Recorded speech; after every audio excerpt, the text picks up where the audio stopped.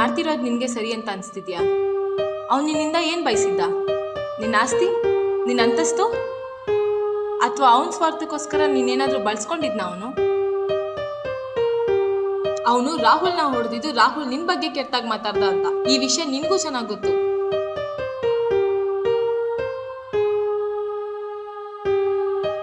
ಆದ್ರೂ ಯಾರೋ ಮೂರನೇ ಅವನ್ ಮಾತು ಕೇಳ್ಕೊಂಡು ವಿಜಿನ ದೂರ ಮಾಡಿದ್ಯಾ. ನಾಚಿಕೆ ಆಗ್ಬೇಕು ನಿನ್ಗೆ.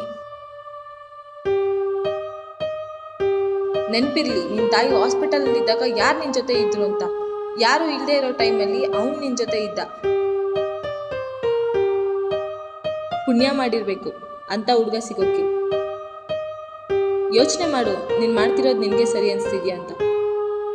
ನಿನ್ನ ತಪ್ಪೇನಾದರೂ ನಿಂಗೆ ಅರಿವಾಗಿದ್ರೆ ನಾಳೆ ಪಾರ್ಕಿಗೆ ಬಾ, ಅವನ್ನ ಮೀಟ್ ಮಾಡು.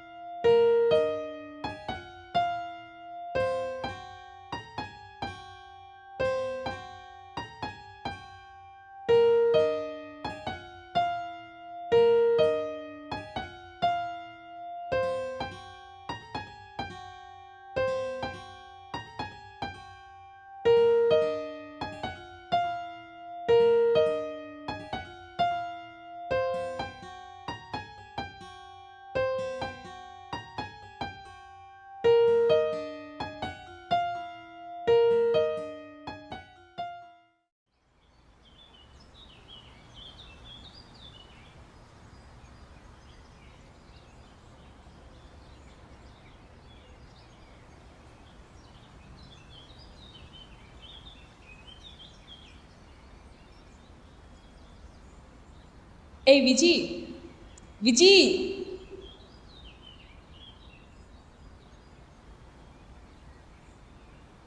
ಏಯ್ ವಿಜಿ, ಯಾಕೋ ಹಿಂಗೆ ಕೂತಿದ್ಯಾ? ಏನೋ ಮಾತಾಡ್ಬೇಕಂತ ಕರೆದು.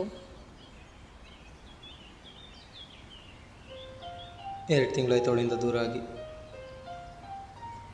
ಪ್ರತಿದಿನ ಬೆಳಗ್ಗೆ ಕಣ್ಬಿಟ್ಟಿದ ತಕ್ಷಣ ಮೊದಲು ನೆನಪಾಗೋದೇ ಅವಳು. ರಾತ್ರಿ ಕಣ್ಮುಚ್ಚಿದ ತಕ್ಷಣ ಮೊದಲು ಕಾಣಿಸೋದೇ ಅವಳು.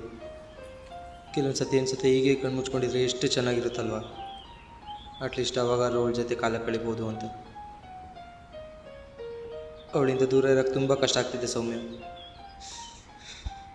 ಪ್ರಾಣ ಹೋದಂಗೆ ಆಗ್ತಾಯಿದೆ ಅಂತ ಮಹಾದೇವನೇ ಅವ್ರ ಪ್ರೀತಿಗೋಸ್ಕರ ಜನ್ಮ ಜನ್ಮಗಳೇ ಕಾದ್ರಂತೆ. ಇನ್ನು ನಾವೆಲ್ಲ ಯಾವ ಲೆಕ್ಕ? ನಿಮ್ಮ ಪ್ರೀತಿ ನಿಜ ಆಗಿದ್ರೆ, ನಿಮ್ಮ ಪ್ರೀತಿ ನಿಸ್ವಾರ್ಥತೆಯಿಂದ ತುಂಬಿದರೆ, ನಿಮ್ಮ ಪ್ರೀತಿ ನಂಬಿಕೆಗಳಿಂದ ಕೂಡಿದರೆ, ಇಂಥ 100 ಅಲ್ಲ 1000 ಅಡಚಣೆಗಳು ಬಂದರೂ ನಿಮ್ಮ ಪ್ರೀತಿ ನಿಮಗೆ ಸಿಕ್ಕೇ ಸಿಗುತ್ತೆ ವಿಜಿ. ಜಸ್ಟ್ ಕಾಯಬೇಕು ಅಷ್ಟೇ. ಇನ್ನೂ ಎಷ್ಟು ದಿನ ಅಂತ ಕಾಯೋದು?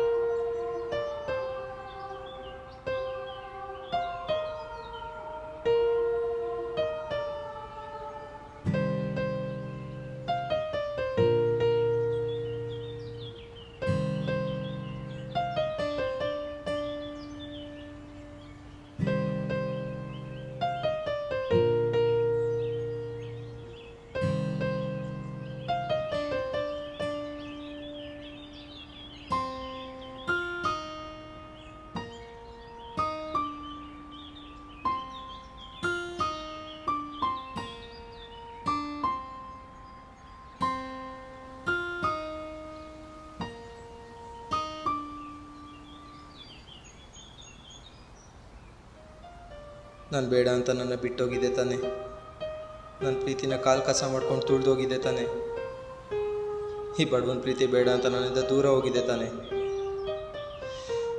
ಮತ್ತೆ ಯಾಕೆ ವಾಪಸ್ ಬಂದೆ?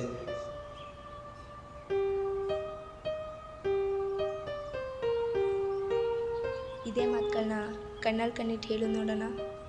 ಹೇಳು ವಿಜಿ, ಹೇಳು. ನಿನ್ನಿಂದ ದೂರ ಆದಮೇಲೆ ವಿಜಿ ಗೊತ್ತಾಗಿದ್ದು ನಿನ್ನ ನಾನು ಎಷ್ಟು ಪ್ರೀತಿಸ್ತಿದ್ದೀನಿ ಅಂತ.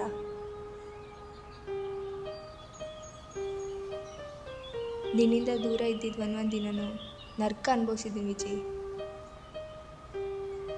ನಿನ್ನಿಂದ ದೂರ ಓಡ್ತಾ ಓಡ್ತಾ ಒಂದು ಅರ್ಥ ಮಾಡ್ಕೊಂಡೆ ವಿಜಿ, ನಾನು ಓಡ್ತಿರೋದು ನಿನ್ನ ಪ್ರೀತಿ ಎಂಬ ವೃತ್ತದಲ್ಲಿ. ಆ ವೃತ್ತದಲ್ಲಿ ನಾನು ಎಷ್ಟೇ ದೂರ ಓಡಿದ್ರು ಕೊನೆಗೆ ನಿನ್ನೆ ತಲುಪಬೇಕು. ಇದೊಂದ್ಸಲಿ ನನ್ನ ಕ್ಷಮಿಸಿ ನನ್ನ ಪ್ರೀತಿನ ಒಪ್ಕೊ. ಇನ್ಯಾವತ್ತೂ ಕನಸಲ್ಲೂ ಕೂಡ ನಿನ್ನಿಂದ ದೂರ ಆಗೋ ಯೋಚನೆ ಮಾಡಲ್ಲ.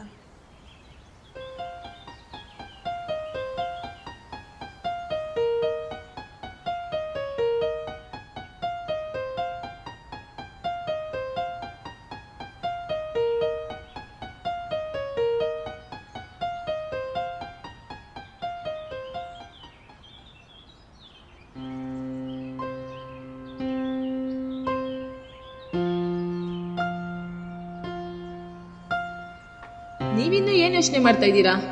ನೀವು ಪ್ರೀತಿಸೋ ವ್ಯಕ್ತಿಯಿಂದ ದೂರ ಇರೋಕ್ಕೆ 1000 ಕಾರಣಗಳಿದ್ರು ಮತ್ತೆ ಒಂದಾಗೋಕ್ಕೆ ಒಂದೇ ಒಂದು ಕಾರಣ ಹುಡುಕಿ ಸಾಕು. ಆಗ ನಿಮ್ಮದು ಕೂಡ ಮುಗಿಯದ ಕತೆ ಆಗುತ್ತೆ.